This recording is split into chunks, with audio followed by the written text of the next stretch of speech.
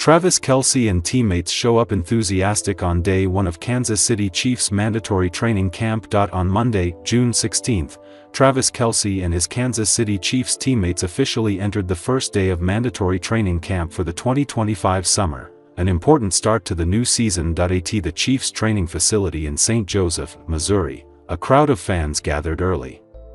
Families carried banners, bright red jerseys, and were filled with excitement as they saw familiar faces emerge from the parking lot and onto the practice field. In the center of all eyes was Travis Kelce, the veteran tight end, a symbol of loyalty, team spirit, and an endless passion for football. With a striking all-red outfit, muscular arms holding a bag of tools and a helmet, Travis Kelce appeared like a true leader among the crowd of fans. He smiled, waved, and even stopped for a few seconds to accept small gifts from the kids, a cap, a poster, or just a warm hug. Kelce's presence not only delighted the fans, but also sent a positive signal to the coaching staff. After a tumultuous 2024 season that ended with a thrilling Super Bowl victory, Kelce's return with a renewed energy was something the team desperately needed. "He's not just a great player, he's the heart of the team," said a middle-aged fan wearing the number 87. "Every time I see Kelce step onto the field, I know we're going to see something special this season." Teammates, Chiefs with high determination. Kelce is flanked by a host of familiar Chiefs faces, a confident smiling Patrick Mahomes, a muscular and spirited Chris Jones, and a group of young players ready to show their mettle. The mix of experience and youth paints a vivid picture of a promising team for next season. In mandatory training camp, it's not just about fitness or tactics, it's about connection, discipline, and commitment. Coach Andy Reid, known for his calm but efficient style, stands waiting for his players with his familiar clipboard. When he sees Kelce approaching, he flashes a satisfied smile, nodding gently as if to say, "Here we go again." The cheering atmosphere from fans, fuel for persistence. The scene surrounding the practice session resembles a miniature festival. Hundreds of people of all ages lined the fence, waving flags, shouting the players' names, and taking pictures. Children on their parents' shoulders cheered whenever they saw their idols, while adults beamed with joy. One of the most special moments came when Kelce approached the stands. A boy of about 8, wearing a Chiefs cap pulled back behind his ears, raised his hand and shouted, "Uncle Kelce, I love you." And Kelce walked over, bent down to shake the boy's hand, and presented him with a red armband. The small gesture caused the entire area to erupt in applause and cheers. "That's why we love Kelce," said an emotional young mother. He never forgot the fans. Discipline, the foundation of victory. Once all the players were present, the whistle blew, signaling the official start of mandatory training camp. From that moment on, all attention was on the job, warming up, practicing by position group, analyzing situations, and practicing tactics. Travis Kelce, despite being a top star, still integrated into the team with humility and a progressive spirit. He constantly communicated with the young tight ends, instructing them on hand positions, movements, and reactions in blocking plays. For many, it was a more valuable lesson than any book. "We are lucky to learn from him," shared one rookie player. Kelce doesn't keep any secrets to himself. He always wants the whole team to improve. The season ahead, the journey is not easy. Although last season ended with a victory, the challenges of the new season await the Kansas City Chiefs. A heavy schedule, fierce competition in the AFC, and the pressure of defending the championship require the whole team to be well prepared both physically and mentally. "Nobody can afford to be complacent," Reid said in his post-practice press conference. That's why mandatory training camp is so important. It's the start of everything. And when I see guys like Travis Kelce come in early and work hard, I know we're on the right track.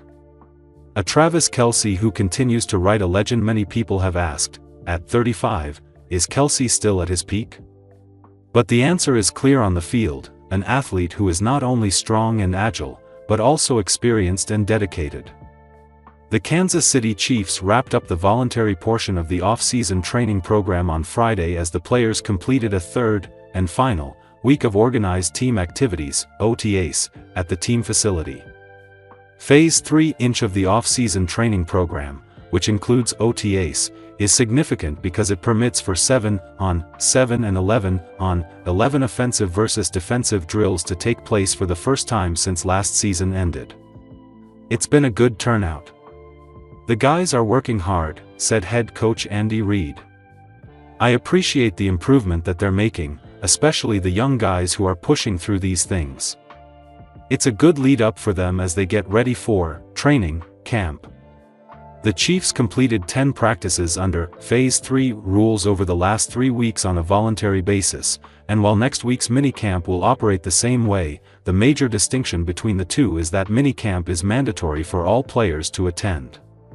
In the meantime, here's what stood out during Thursday's practice, which was open to members of the media. There was a new player on the field this week as the Chiefs signed tight end Kevin Folsch. The 6'4", 250-pound Folsch, who has yet to appear in a game as a professional, spent the majority of last season on the Eagles' practice squad.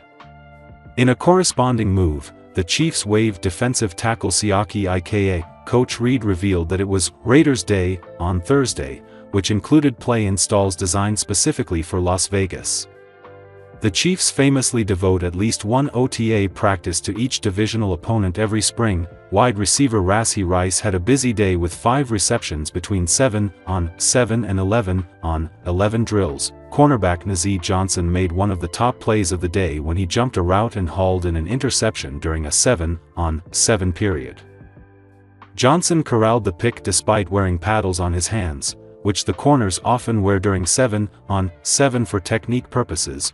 Quarterback Patrick Mahomes found running back Brashard Smith for a completion deep down the sideline during 7-on-7 drills.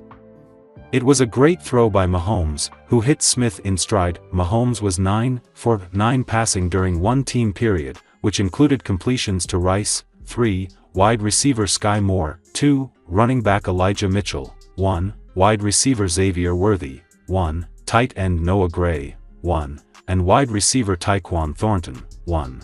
One of Mahomes' top throws of the day took place during a latter team period when he zipped a pass over the middle to Gray, who made a leaping catch. The red zone was clearly an area of emphasis on Thursday, which included a drill in which the offense needed to execute 2 plays within the constraints of a 20-second running clock.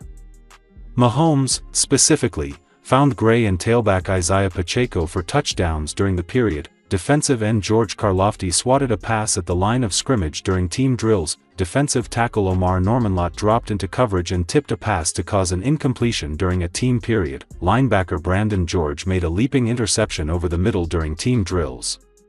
Safety Jaden Hicks broke up a pass down the sideline during a 7-on-7 period. Cornerback Noel Williams executed good coverage and broke up a pass during 7-on-7 drills. Cornerback Trent McDuffie recorded a pass breakup in the corner of the end zone during a team period. Safety Glendon Miller tallied a pass breakup deep down the sideline during team drills. Kicker Harrison Butker connected on 9 of his 11 field goal attempts, including a 60-yarder on his final kick. In addition to the field goal operation, the special teams unit worked on returning punts.